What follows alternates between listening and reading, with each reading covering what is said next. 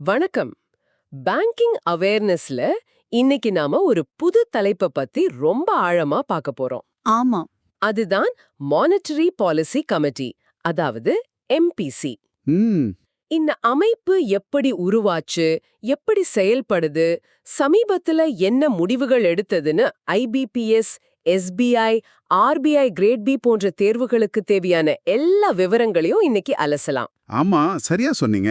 எம்பிசியை வெறும் தேர்வுக்கான ஒரு தலைப்பா மட்டும் பார்க்காம, நம்ம பொருளாதாரம் எப்படி இயங்குது, நம்மளோட தனிப்பட்ட நிதி நிலைமையில இது என்ன தாக்கத்தை ஏற்படுத்துதுன்னு புரிஞ்சுக்கிறது ரொம்ப முக்கியம். ஆமா, சரி, நாம ஆதாரங்கள்ல இருக்கிற ஒவ்வொரு தகவலையும் படிப்படியா பார்க்கலாம். அருமை. அப்போ முதல் விஷயத்துல இருந்தே ஆரம்பிக்கலாம். இந்த MPCயோட சட்ட ரீதியான கட்டமைப்பு, அதாவது ஸ்டாட்யூட்டரி ஃப்ரேம்வொர்க் எப்படி இருக்கு? சரி, இது ஒரு சட்டப்பூர்வ அமைப்பு. அதாவது இது பாராளுமன்ற சட்டத்தின் மூலமாக உருவாக்கப்பட்டது. Reserve Bank of India Act 1934 தான் இதோட தாய் சட்டம். ஓகே. ஆனா இதுல முக்கியமான மாற்றம் 2016ல தான் வந்தது. அப்போ ஃபினான்ஸ் ஆக்ட் மூலமா இந்த RBI சட்டத்துல திருத்தம் செஞ்சு செக்ஷன் 45ZBயின் கீழே இந்த MPCயை முறைப்படி நிறுவனாங்க. ஓ, அப்ப 2016க்கு முன்னாடி இந்த மாதிரி ஒரு கமிட்டி கிடையாது. அதுக்கு முன்னாடி வட்டி விகிதங்களை முடிவு செய்யற அதிகாரம் முழுக்க முழுக்க RBI கவர்னரோட தனிப்பட்ட முடிவா இருந்தது. அவரோட சோல் டிஸ்கிரிஷன்லயா? ஆமா, கவர்னர் சோல் டிஸ்கிரிஷன்ல தான் எல்லா முடிவுகளும் எடுக்கப்பட்டது. ஆனா இதுல ஒரு சிக்கல் இருக்கு. ஒரு தனிநபர் எவ்வளோ திறமையானவரா இருந்தாலும் அவரோட பார்வை முடிவுகளை பாதிக்கலாம் இல்லையா? ஆமா, அதுக்கு வாய்ப்பு இருக்கு. அந்த முறைய மாத்தி ஒரு வெளிப்படையான கூட்டு முடிவெடுக்கும் செயல்முறைய கலீஜியல் டிசிஷன் மேக்கிங் ப்ராசஸ கொண்டு வரணும்னு தான் இந்த MPCயை உருவாக்குனாங்க. இப்போ ஒருத்தர் முடிவெடுக்கிறது இல்ல. ஆமா, இப்ப 6 பேர் கொண்ட குழு விவாதிச்சு ஜனநாயக முறைப்படி வாக்களிச்சு முடிவெடுக்குது. இது கேட்கவே நல்லா இருக்கு. அப்ப இந்த கமிட்டியோட முதன்மையான நோக்கம், அதாவது பிரைமரி ஆப்ஜெக்டிவ் என்ன? ஒரே வார்த்தையில சொல்லணும்னா பிரைஸ் ஸ்டெபிலிட்டி. பிரைஸ் ஸ்டெபிலிட்டி, விலை ஸ்திரத்தன்மை. ஆமா, பணவீக்கத்தை கட்டுக்குள்ள வச்சு விலைவாசி உயர்வு சாமானிய மக்களை பாதிக்காம பாத்துக்கிறது தான் இதோட முதல் மற்றும் முக்கிய வேலை. பணவீக்கத்தை கட்டுக்குள்ள வச்சுக்கணும்னு சொல்றீங்க. அதுக்குன்னு ஒரு இலக்கு இருக்குமே, அது என்ன? நிச்சயமா, இத ஃபிளெக்சிபிள் இன்ஃப்ளேஷன் டார்கெட்டிங் ஃப்ரேம்வொர்க், அதாவது FIT ஃப்ரேம்வொர்க்னு சொல்லுவாங்க. அரசாங்கம் RBI கூட கலந்து பேசி 5 வருஷத்துக்கு ஒரு முறை பணவீக்க இலக்கை நிர்ணயிக்கும். ஓகே, இப்போ இருக்கிற இலக்கு? இப்போ இருக்கிற இலக்கு 4%. ஆனா இதுல ஒரு சகிப்புத்தன்மை வரம்போ, அதாவது டாலரன்ஸ் பேண்டும் உண்டு. அது +-2%. அப்படின்னா பணவீக்கம் குறைந்தபட்சம் 2% வரைக்கும் இருக்கலாம், அதிகபட்சம் 6% வரைக்கும் போகலாம். இந்த 2 to 6% பேண்டுக்குள்ள இருந்தா பிரச்சனை இல்ல, அப்படிதானே? மிகச்சரியா புரிஞ்சுக்கிட்டீங்க. இந்த கணக்கீடு கன்சியூமர் பிரைஸ் இண்டெக்ஸ், அதாவது CPI அடிப்படையில தான் செய்யப்படும். அருமையான விளக்கம். இந்த அமைப்பு ஒரே நாள்ல உருவாயிருக்காது. இதோட பரிணாம வளர்ச்சி, அதாவது எவல்யூஷன் அண்ட் ஹிஸ்டாரிக்கல் டைம்லைன் பத்தி கொஞ்சம் சொல்லுங்களேன். ஆமா, இது ஒரு நீண்ட பயணம்தான். 2014ல அப்போதைய RBI deputy governor doctor Urjit Patel தலைமையிலான ஒரு கமிட்டி. உர்ஜித் பட்டேல் கமிட்டி. ஆமா, அவங்க ஒரு முக்கியமான அறிக்கையை சமர்ப்பிச்சாங்க. அவங்க தான் இந்தியாவோட பணவியல் கொள்கையில வெளிப்படைத்தன்மை மற்றும் பொறுப்புணர்வு, டிரான்ஸ்பரன்சி அண்ட் அக்கௌண்டபிலிட்டியை அதிகரிக்கணும்னா இந்த ஃபிளெக்சிபிள் இன்ஃப்ளேஷன் டார்கெட்டிங் முறையை நம்ம பின்பற்றணும்னு ரொம்ப வலுவா பரிந்துரை செஞ்சாங்க. அந்த பரிந்துரையை ஏத்துக்கிட்டு தான் 2016ல சட்ட திருத்தம் கொண்டு வந்தாங்களா? ஆமா, அந்த பரிந்துரையை தொடர்ந்து 2016 ஃபினான்ஸ் ஆக்ட் மூலமா RBI சட்டம் திருத்தப்பட்டு அக்டோபர் 7, 2016ல MPC அதிகாரப்பூர்வமா நிறுவப்பட்டது. இதுல ஒரு சுவாரஸ்யமான நிகழ்வு நடந்ததா என் குறிப்புகள்ல இருக்கு. 2022ல முதன்முறையா இந்த மானிட்டரி பாலிசி தோல்வி அடைஞ்சதா சொல்றாங்களே. ஃபர்ஸ்ட் ஃபெயிலியர் ஆஃப் மானிட்டரி பாலிசின்னு. அப்படின்னா என்ன? ஆமா, அது ஒரு முக்கியமான வரலாற்று நிகழ்வு. நம்ம முன்னாடி பார்த்தோமே, பணவீக்கம் 6% உச்சவரம்பு தாண்டக்கூடாதுன்னு. ஆமாம். ஆனா 2022ல தொடர்ந்து 3 காலாண்டுகளுக்கு 3 கன்சிக்யூட்டிவ் குவார்ட்டர்ஸ் பணவீக்கம் 6%-ஐ விட அதிகமாவே இருந்தது. சட்டப்படி இப்படி நடந்தா அது கொள்கையின் தோல்வியா கருதப்படும். அப்படியா? கொள்கை தோல்வியடைஞ்சா என்னாகும்? அதுதான் இந்த அமைப்போட ஒரு முக்கியமான அம்சம். சட்டப்படி கொள்கை தோல்வி அடையும் போது RBI அரசாங்கத்துக்கு ஒரு அறிக்கை சமர்ப்பிக்கணும். அந்த அறிக்கையில என்ன இருக்கும்? அதுல தோல்விக்கான காரணங்கள் என்ன, அதை சரி செய்ய என்னென்ன நடவடிக்கைகள், ரிமீடியல் ஆக்ஷன்ஸ் எடுக்க போறோம், அப்புறம் எப்ப மறுபடியும் பணவீக்கத்தை இலக்குக்குள்ள கொண்டு வருவோம்னு எல்லாத்தையும் விளக்கணும். இது அந்த அமைப்போட பொறுப்புணர்வை தெளிவா காட்டுது. சமத்காரமான அமைத்து. சரி, இந்த முடிவுகள் எடுக்கிற கமிட்டில யார் யார் இருக்கிறாங்க? காம்போசிஷன் ஆஃப் தி எம்பிசி 2025-2026 பத்தி பாப்போம். இது தேர்வுல அடிக்கடி கேட்கப்படுற கேள்வி. எம்பிசில மொத்தம் 6 உறுப்பினர்கள். இதுல ஒரு சமநிலை பேணப்பட்டிருக்கும். எப்படின்னா? 3 பேர் இன்டர்னல் மெம்பர்ஸ், அதாவது ஆர்பிஐல இருந்து வர்றவங்க. மற்ற 3 பேர் எக்ஸ்டர்னல் மெம்பர்ஸ், இவங்கள மத்திய அரசாங்கம் நியமிக்கும். இந்த இன்டர்னல் எக்ஸ்டர்னல் பிரிவுக்கு ஏதாவது காரணம் இருக்கா? நிச்சயமா. இன்டர்னல் மெம்பர்ஸ் வந்து ஆர்பிஐயோட அன்றாட செயல்பாடுகள், பணப்புழக்கம் பத்தின ஆழமான புரிதலோட இருப்பாங்க. எக்ஸ்டர்னல் மெம்பர்ஸ் வெளி உலகத்தைச் சேர்ந்த சிறந்த பொருளாதார நிபுணர்களா இருப்பாங்க. அவங்களோட பார்வை வேற மாதிரி இருக்கும். ஆமாம், அவங்களோட சுயாதீனமான பார்வை ஆர்பிஐக்கு வெளியில இருந்து ஒரு விண்ண கண்ணோட்டத்தை கொடுக்கும். இந்த 2 பார்வைகளும் சேரும்போது தான் முடிவுகள் சிறப்பா இருக்கும். சரி, அப்போ இப்போ இருக்கிற உறுப்பினர்கள் யார் யாரு? இன்டர்னல் மெம்பர்ஸ் எல்லாரும் எக்ஸ் ஆஃபிஷியோ, அதாவது அவங்க வகிக்கிற பதவியின் காரணமா உறுப்பினரா இருப்பாங்க. ஆர்பிஐ கவர்னர் திரு சஞ்சய் மல்ஹோத்ரா, அவர்தான் இந்த கமிட்டியோட சேர்பர்சன். ஓகே. அடுத்ததா deputy governor doctor Poonam Gupta, அப்புறம் எக்ஸிகியூட்டிவ் டைரக்டர் திரு இந்திரானில் பட்டாச்சாரியா. அப்போ அரசாங்கத்தால் நியமிக்கப்பட்ட எக்ஸ்டர்னல் மெம்பர்ஸ் யார்? அவங்க அக்டோபர் 2024 நியமிக்கப்பட்டாங்க. டெல்லி ஸ்கூல் ஆஃப் எகானமிக்ஸோட இயக்குனரா இருக்கிற ராம் சிங், ம். ஒரு அணுக்க பொருளாதார நிபுணர் சௌகதா பட்டாச்சாரியா மற்றும் ஐஎஸ்ஐடியோட இயக்குனர் நாகேஷ் குமார். இவங்களோட பதவிக்காலம்? இவங்களோட பதவிக்காலம் 4 ஆண்டுகள், 4-year term. ஒரு முக்கியமான விஷயம் என்னன்னா, இவங்கள மறுபடியும் அதே பதவிக்கு நியமிக்க முடியாது. They are ineligible for reappointment. இது அவங்களோட சுதந்திரமான செயல்பாட்டை உறுதி செய்ய உதவுது. சரியா சொன்னீங்க. அருமை. இந்த கமிட்டியோட செயல்பாட்டு இயக்கவியல், அதாவது operational mechanics and decision making பத்தி கொஞ்சம் விளக்க முடியுமா? கூட்டம் எப்போ நடக்கும், எப்படி முடிவெடுப்பாங்க? முதலாவது தி ஷெட்யூல்.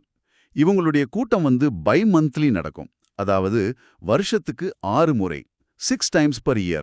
எந்தெந்த மாதங்கள்ல? பிப்ரவரி, ஏப்ரல், ஜூன், ஆகஸ்ட், அக்டோபர் மற்றும் டிசம்பர். ஒவ்வொரு கூட்டமும் 3 நாட்கள் வரைக்கும் நீடிக்கும். சட்டப்படி குறைந்தபட்சம் வருஷத்துக்கு 4 கூட்டங்களாவது நடத்தியாகணும். ஸ்டாச்சுட்டரி மினிமம் வந்து 4 times per year. சரி, கூட்டம் நடக்குது. முடிவு எப்படி எடுப்பாங்க? voting முறை எப்படி? இங்க வந்து மெஜாரிட்டி ஓட்டு முறைதான். 6 உறுப்பினர்கள்ல ஒவ்வொருத்தருக்கும் ஒரு வாக்கு உண்டு. 1 member equal to 1 vote. ஒருவேளை வாக்குகள் 3-3ன்னு சமமா இருந்தா என்ன ஆகும்? ஒரு டை ஏற்பட்டா? நல்ல கேள்வி. அப்போதான் சேர்பர்சனா இருக்கிற ஆர்பிஐ கவர்னருக்கு ஒரு சிறப்பு அதிகாரம் இருக்கு. அதுதான் காஸ்டிங் ஓட். டை பிரேக்கர் மாதிரி. ஆமா, அவர் தம்மோட கூடுதல் வாக்கு பயன்படுத்தி அந்த தீர்மானத்தோட முடிவை தீர்மானிப்பார். அப்புறம் கூட்டம் நடக்கணும்னா குறைந்தபட்சம் 4 உறுப்பினர்கள் இருக்கணும். அத குவோரம்னு சொல்லுவோம். இதுல வெளிப்படைத்தன்மை, அதாவது டிரான்ஸ்பரன்சி எப்படி உறுதி செய்யப்படுது? இது ரொம்ப முக்கியமான அம்சம். கூட்டம் முடிஞ்சு 14 நாட்களுக்குள்ள 14-day lag, அந்த கூட்டத்தோட முழு குறிப்புகளும் detailed minutes of the meeting வெளியிடப்படும். அதுல என்னெல்லாம் இருக்கும்? அதுல எடுக்கப்பட்ட தீர்மானம் என்ன, ஒவ்வொரு உறுப்பினரும் எந்த பக்கம் வாக்களிச்சாங்க, ஏன் அப்படி வாக்களிச்சாங்கன்னு அவங்களோட தனிப்பட்ட வாதங்கள் வரைக்கும் எல்லாமே பொதுவெளியில கிடைக்கும். யாருமே மறைமுகமா செயற்பட முடியாது. ரொம்பவே வெளிப்படையான அமைப்பு தான். நம்ம எம்பிசிய உலகத்துல இருக்கிற மற்ற நாடுகளோட சென்ட்ரல் பேங்க்ஸ் கூட ஒப்பிட்டு பார்க்கலாமா? தாராளமா. உதாரணத்துக்கு யுஎஸ்ஆவை எடுத்துக்கிட்டா, அவங்களோட சென்ட்ரல் பேங்க் பெயர் ஃபெடரல் ரிசர்வ், அவங்களோட கமிட்டி பெயர் FOMC. Federal open market committee. ஆமா, அதுல 12 voting மெம்பர்ஸ் இருப்பாங்க. அவங்களுக்கு டுவல் மேண்டேட் இருக்கு. பிரைஸ் ஸ்டெபிலிட்டி மட்டும் இல்லாம மேக்ஸிமம் எம்ப்ளாய்மெண்ட், அதாவது அதிகபட்ச வேலைவாய்ப்பையும் உறுதி செய்யணும். அவங்க வருஷத்துக்கு 8 முறை கூடுவாங்க. அப்போ நம்மளோட இலக்கை விட அவங்களுக்கு ஒரு கூடுதல் பொறுப்பு இருக்கு. ஐரோப்பாவுல எப்படி? ஐரோப்பிய யூனியனுக்கு ECB, யூரோப்பியன் சென்ட்ரல் பேங்க் இருக்கு. அவங்களோட கவர்னிங் கவுன்சில் ரொம்ப பெரிய அமைப்பு. ஒவ்வொரு உறுப்பு நாட்டோட நேஷனல் கவர்னர்ஸும் அதுல இருப்பாங்க. அவங்களோட முதன்மை கொள்கை பிரைஸ் ஸ்டெபிலிட்டி தான். பணவீக்கம் 2%க்கும் குறைவா இருக்கணும். சரி. இதிலிருந்து என்ன தெரியுதுன்னா, நம்மளோட 2016 சீர்திருத்தம் UK மற்றும் நியூசிலாந்து போன்ற நாடுகளோட கமிட்டி பேஸ்டு மாடல ரொம்பவே ஒத்திருக்கு. சரி, இந்த அமைப்பு எப்படி செயல்படுதுன்னு பார்த்தோம். இப்போ இந்த அமைப்பு சமீபத்துல என்ன முடிவெடுத்ததுன்னு பார்க்கலாம். பிப்ரவரி 2026 பாலிசி ரிவ்யூ, தி வெர்டிக்ட், அந்த முக்கியமான கூட்டத்துல என்னதான் நடந்தது? அந்த கூட்டத்தோட முக்கிய முடிவு தி வெர்டிக்ட். ரெப்போ விகிதம் அன்சேஞ்ச்ட். ரெப்போ விகிதத்துல எந்த மாற்றமும் செய்யாம அதை அப்படியே தொடர முடிவு செஞ்சாங்க. மாற்றமே இல்லனா அவங்களோட நிலைப்பாடு, அதாவது ஸ்டாண்ட்ஸ் என்ன? ஏன் இந்த முடிவை எடுத்தாங்க? அவங்களோட நிலைப்பாடு நியூட்ரல். இது ஒரு வெயிட் அண்ட் வாட்ச் அணுகுமுறைன்னு சொல்லலாம். ஓகே. இதுக்கு 3 முக்கிய காரணங்கள் இருக்கு. 1, பொருளாதாரம் இப்போ ஓரளவுக்கு நிலையாக ஸ்டேபிளாக இருக்கு. அவசரப்பட்டு எந்த முடிவும் எடுக்க வேண்டாம்னு நினைக்கிறாங்க. சரி. 2, இதுக்கு முன்னாடி வட்டி விகிதங்களை ஏத்துனதோட முழு தாக்கம் த லேக் எஃபெக்ட் இன்னும் பொருளாதாரத்துல தெரிய ஆரம்பிக்கல. அது முழுசா தெரியற வரைக்கும் காத்திருக்கலாம்னு முடிவு பண்ணிருக்காங்க. 3வது காரணம் 3வது, உலக அரசியல் சூழல் குளோபல் பொலிட்டிக்கல் அன்சர்டனிட்டிஸ். உலக அளவுல நடக்கிற சில பதற்றங்களால நாம எச்சரிக்கையா இருக்கணும்னு நினைக்கிறாங்க. அதனால தான் இப்போதைக்கு எந்த மாற்றமும் வேண்டான்னு முடிவெடுத்திருக்காங்க. அப்போ பிப்ரவரி 2026 நிலவரப்படி தற்போதைய கொள்கை விகிதங்கள் கரண்ட் பாலிசி ரேட்ஸ் என்ன? இது தேர்வுல நேரடியா கேட்கக்கூடியது. ஆமாம், இது ரொம்ப முக்கியம். ரெப்போ ரேட் வந்து 5.25%. 5.25%. ஸ்டாண்டிங் டிபாசிட் ஃபெசிலிட்டி அதாவது SDF ரேட் வந்து 500%. அப்புறம் மார்ஜினல் ஸ்டாண்டிங் ஃபெசிலிட்டி அதாவது MSF ரேட் வந்து 5.50%. இந்த STF-க்கும் MSF-க்கும் நடுவுல இருக்கிற ரெப்போ ரேட், இதுக்கு ஏதாவது பேர் இருக்கா? இருக்கு. இத பாலிசி காரிடார்னு சொல்லுவோம். SDF ரேட் 5.00% என்பது தரை. MSF ரேட் 5.50% என்பது கூரை மாதிரி. RBI ரெப்போ விகிதத்தை இந்த ரெண்டுக்கும் நடுவுல அதாவது 5.25%ல வச்சுக்க முயற்சி பண்ணும். அருமையான அனலாக். சரி, எதிர்கால பொருளாதாரம் பத்தின MPCயோட கண்ணோட்டம் எப்படி இருக்கு? Macro economic Outlook and indicators. அவங்க கணிப்புப்படி அடுத்த நிதியாண்டு FY27ல பணவீக்கம் அதாவது ப்ரொஜெக்டட் CPI 4% முதல் 4.2% வரைக்கும் இருக்குன்னு எதிர்பார்க்கறாங்க. வளர்ச்சி GDP growth அதாவது பொருளாதார வளர்ச்சி வாய்ப்புகள் வலுப்பெற்றுள்ளன. ப்ராஸ்பெக்ட்ஸ் ஹேவ் ஸ்ட்ரென்தன்ட்னு சொல்லியிருக்காங்க. உள்நாட்டு தேவை, சேவைத்துறை மற்றும் பொது முதலீடு இதற்கு காரணமா இருக்குன்னு கணிச்சிருக்காங்க. இது தவிர இந்த கொள்கை ஆய்வில் சில புதிய வளர்ச்சி மற்றும் ஒழுங்குமுறை நடவடிக்கைகள் டெவலப்மெண்டல் அண்ட் ரெகுலேட்டரி மெஷர்ஸும் அறிவிக்கப்பட்டதா படிச்சேன். அது என்ன? ஆமாம், சில முக்கியமான அறிவிப்புகள் வந்திருக்கு. முதலாவது MSME செக்டர் போஸ்ட். சிறு குறு மற்றும் நடுத்தர நிறுவனங்களுக்கு பிணையமில்லாத கடன் வரம்பு கொலாட்ரல் ஃப்ரீ லோன் லிமிட் முன்பு 10 லட்சமா இருந்தது, அதை இப்போ 20 லட்சமா உயர்த்தியிருக்காங்க. ஓ, இது ஒரு பெரிய விஷயம். இதனால ஸ்டார்ட் அப் நிறுவனங்களுக்கு ரொம்ப உதவியா இருக்குமே. ஆமாம், அவங்களுக்கு எளிதா கடன் கிடைக்க இது உதவும். அடுத்து கன்சியூமர் ப்ரொடெக்ஷனுக்காக என்ன செஞ்சிருக்காங்க? இப்போ ஆன்லைன் பரிவர்த்தனைகள் அதிகமாயிடுச்சு. அதனால தவறான விற்பனையை தடுக்கும் விதிகள் ஆன்டி மிஸ்செல்லிங் ரூல்ஸ் கொண்டு வந்திருக்கிறாங்க. அது மட்டும் இல்லாம அங்கீகரிக்கப்படாத ஆன்லைன் பரிவர்த்தனைகள்ல ஏற்படுற சிறிய மோசடிகளுக்கு ஒரு இழப்பீட்டு முறை காம்பன்சேஷன் மெக்கானிசமும் அறிமுகப்படுத்தியிருக்காங்க. இது வாடிக்கையாளர்களுக்கு ஒரு பெரிய பாதுகாப்பு. NBFC-களுக்கு ஏதாவது முக்கியமான அறிவிப்புகள் இருக்கா? இருக்கு. டைப் ஐ NBFCsனு ஒரு வகை இருக்கு. அதாவது 1000 கோடிக்கும் குறைவான சொத்துக்கள் அசெட்ஸ் லெஸ் than 1000 crores பொதுமக்களிடமிருந்து வைப்புத் தொகை பெறாதவை மற்றும் வாடிக்கையாளர் தொடர்பு இல்லாதவை. சரி. இந்த வகை NBFCகள் இனி கட்டாய பதிவிலிருந்து மேண்டட்டரி ரெஜிஸ்ட்ரேஷன்லிருந்து விலக்களிக்கப்படுது. இதனால அவங்களுக்கு என்ன நன்மை? இது அவங்களோட இணக்கச் சுமையை குறைக்கும் டு ரிடியூஸ் கம்ப்ளையன்ஸ் பர்டன். இன்னொரு முக்கியமான சீர்திருத்தம் பிரான்ச் எக்ஸ்பான்ஷன். முன்னாடி NBFCக்கள் 1000க்கும் மேற்பட்ட கிளைகளை திறக்கணும்னா RBI கிட்ட ப்ரையர் அப்ரூவல் வாங்கணும். அந்த விதி இப்போ இல்லையா? ஆமாம், இப்போ அந்த விதியை நீக்கிட்டாங்க. இதனால அவங்க கிராமப்புறங்கள்ல வேகமா கிளைகளை திறந்து நிதிச் சேவைகளை எல்லாருக்கும் கொண்டு சேர்க்க முடியும். இவ்ளோ முடிவுகளையும் பார்த்தோம். இந்த ரீப்போ ரேட்டை மாற்றாம வச்சிருந்ததோட ஒட்டுமொத்த தாக்கம் என்ன?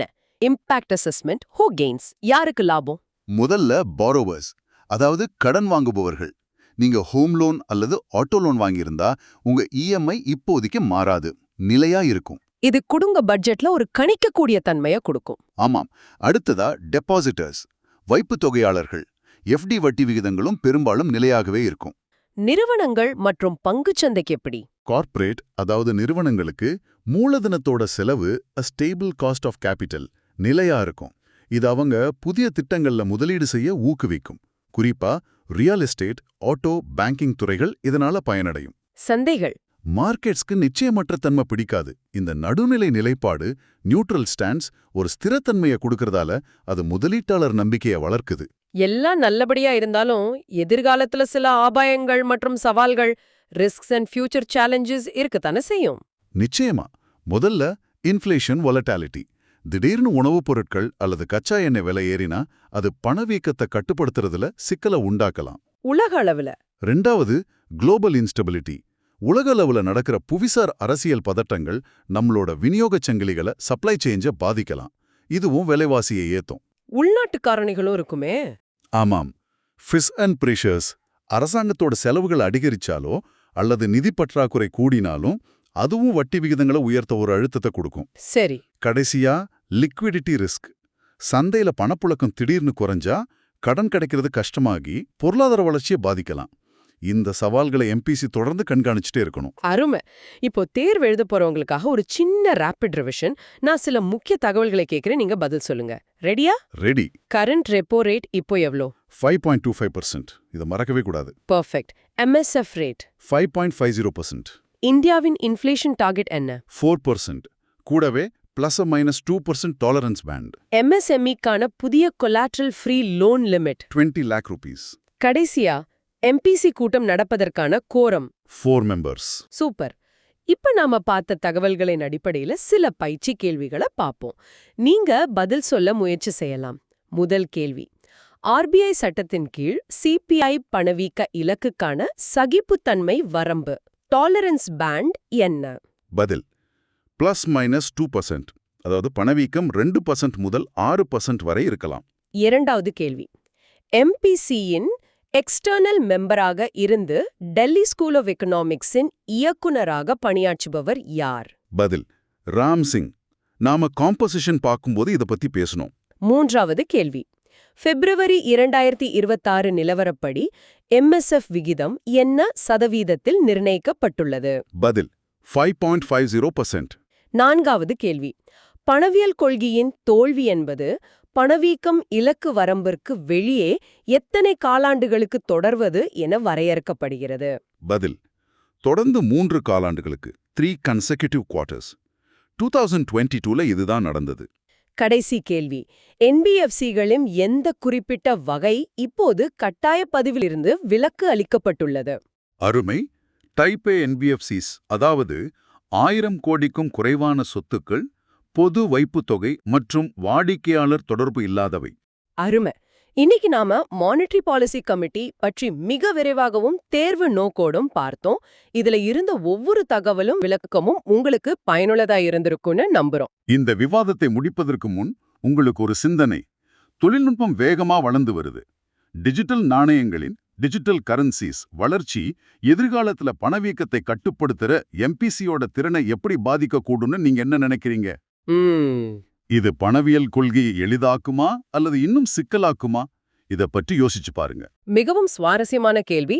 மேலும் இது போன்ற தேர்விற்கான தகவல்களுக்கும் தயாரிப்பிற்கும் எங்களுடைய டெலிகிராம் சேனலை பின்தொடருங்கள். அதற்கான இணைப்பு விவர பகுதியில் டிஸ்கிரிப்ஷன்ல கொடுக்கப்பட்டுள்ளது. அடுத்த பதிவில் சந்திப்போம்.